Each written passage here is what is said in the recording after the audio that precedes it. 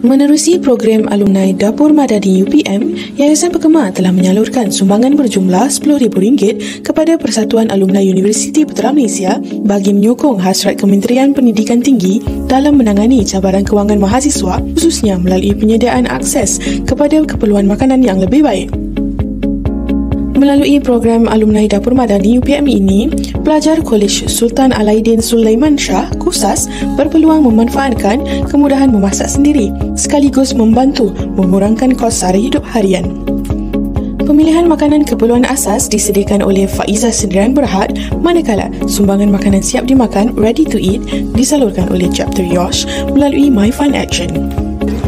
Yayasan Pekema menaja student-student sekarang ni, termasuk student universiti, college, dalam program-program beasiswa dan juga program-program seperti begini. Beri kemampuan kepada student-student yang mengalami masalah, nak makan pun susah. So ini program yang kedua, Pekema, Yayasan Pekema dengan universiti. Program pertama dengan UUM lebih kurang sama, cuma yang ni konsep dia lebih kepada dapur madani lah, maknanya student kena masak. Kita amat berbesar hati untuk membantu dan juga menyumbang sebab salah satu kita punya usaha CSR lah. So, mengambil peluang daripada kerja-kerja CSR ni, Pekema dengan franchise brand dia yang lain seperti Dongfeng akan kita bawa ke depan untuk bagi exposure atau pendedahan kepada student-student tentang kereta mampan teknologi yang kita ada hari ini, and kita bawa Dongfeng sekali dalam usaha CSR ni sebagai salah satu subsidiary kami. So, kami melakukan sumbangan pada masa sama branding, produk branding kepada produk-produk yang ada dalam Pekema punya pegangan. Majlis Simbolik Kerjasama yang berlangsung pada 17 Disember 2025 ini menyaksikan kehadiran barisan kepimpinan dan rakan strategik termasuk wakil Yayasan Pekema, Persatuan Alumni UPM, Pusat Perhubungan Alumni UPM, Chapter Alumni Yosh UPM, My Fun Action dan Faiza Sendirian Berhad. Untuk dapur siswa ni pun merupakan satu inisiatif yang baguslah sebab paling kolej kami ni jauh daripada tempat, kiranya tempat makan ataupun tempat ni, sebab kami kawasan yang jauh, kena berjalan semua. Dapur siswa ni membantulah kolegiat kami untuk dapat sumber makanan itu. Kami melakukan beberapa tinjauan background family lah. Ada yang daripada family yang kurang berkemampuan. Saya sebagai Sekretariat Kediaman Kebajikan dapat juga lihat ahli blok saya sendiri yang ada yang terpaksa ikat perut setiap hari. Contohnya dia beli makanan satu makanan dibahagikan kepada 2 ataupun 3 kali sehari untuk makan. Perancangan untuk renovation tempat tu, tempat dah ada dah sebenarnya. Memang paling strategik dan berdekatan dengan blok perempuan dan juga lelaki. Sekarang dalam proses untuk menyediakan kelengkapan masak sendiri, macam dapur, chiller dan pintu akses. Sebab dapur madani ni dia punya main security dia adalah pintu akses dan CCTV. Untuk dapur siswa ni dia akan limit dia 8 orang untuk sekali masuk. Ada limit lah 2 jam sekali.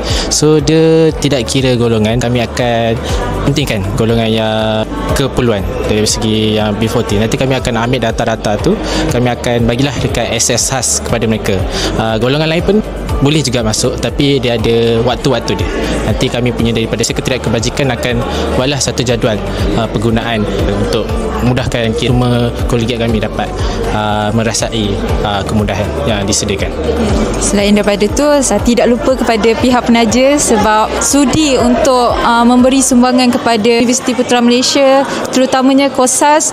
Seperti yang perjumpaan sebelum ni, alumni sudi datang kembali kepada UPM untuk membantu semula pelajar-pelajar sebab mereka sendiri pun tahu susah payah pelajar, macam mana perjuangan dekat universiti. So saya wakil daripada seluruh pelajar Universiti Putra Malaysia mengucapkan terima kasih kepada pihak menaja.